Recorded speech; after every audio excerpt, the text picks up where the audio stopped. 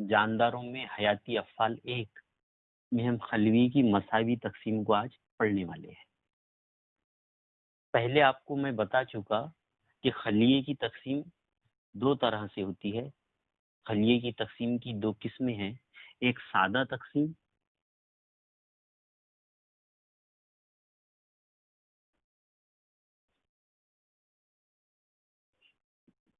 اور دوسرے تکلیلی تقسیم۔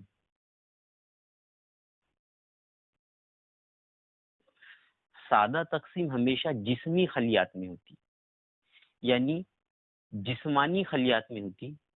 اس کا مطلب یہ ہے کہ جنسی اعضا یعنی نر زوجہ اور مادہ زوجہ تیار کرنے والے اعضا کے علاوہ جو دوسرے خلیات ہماری جسم میں اور تمام جانداروں کے جسم میں موجود رہتے، ان میں سادہ تقسیم ہوتی، جبکہ تکلیلی تقسیم نر اور مادہ زوجوں کے بننے کے دوران ہوتی۔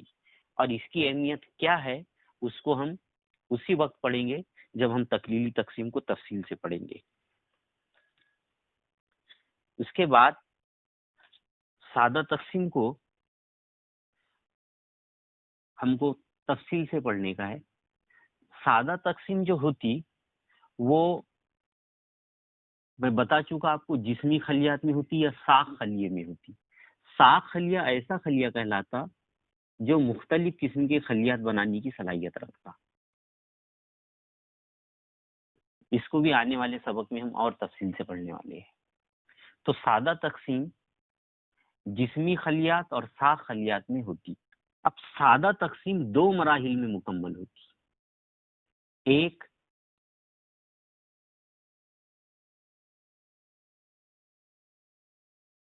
مرکزی کی تقسیم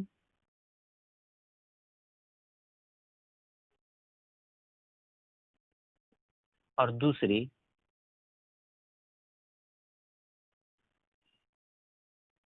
خلیہ مائع کی تقسیم۔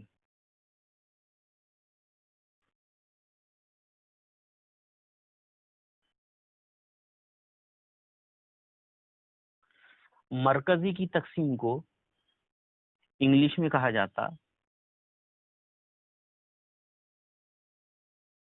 کیریو کائنیسس۔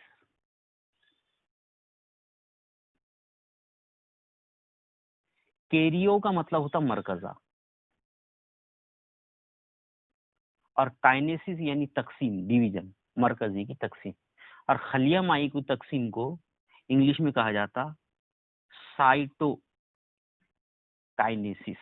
سائٹو یعنی خلیہ مائع، سائٹوپلازم سے آیا یہ، اور کائنیسس کا مطلب آپ کو پہلے سے معلوم ہے کہ تقسیم۔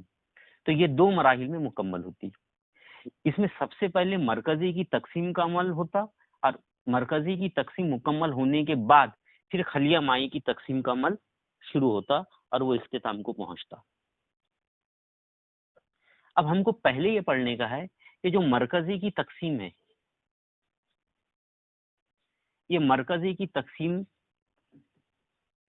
کس طرح ہوتی اور مرکزی کی تقسیم کن مراحل پر مشتمل ہے، کن مراحل سے گزر کر مرکزہ تقسیم ہوتا۔ تو پہلا مرحلہ ہے ابتدائی حالت۔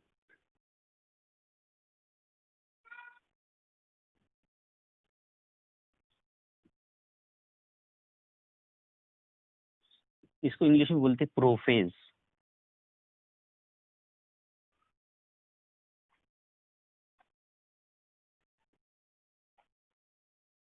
دوسری حالت ہے درمیانی حالت،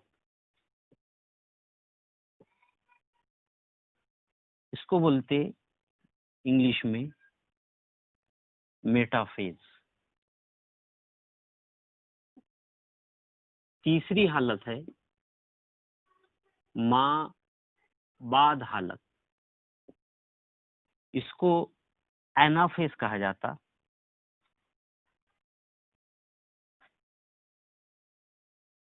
اور چوتھی حالت ہے آخری حالت، کیونکہ آخری مرحلہ ہے، آخری حالت، اور اس کو انگلش میں کہا جاتا ٹیلوفیز۔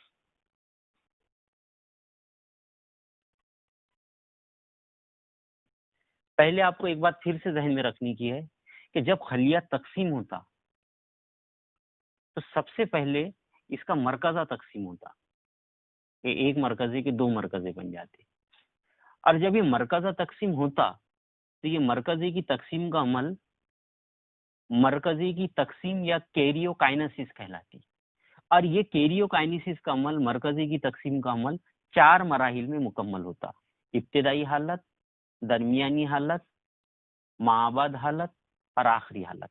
جیسی آخری حالت کا اختتام ہوتا، خلیے میں ایک مرکزے سے دو مرکزے بن جاتے، پھر اس کے بعد خلیہ مائی کی تقسیم ہوتی۔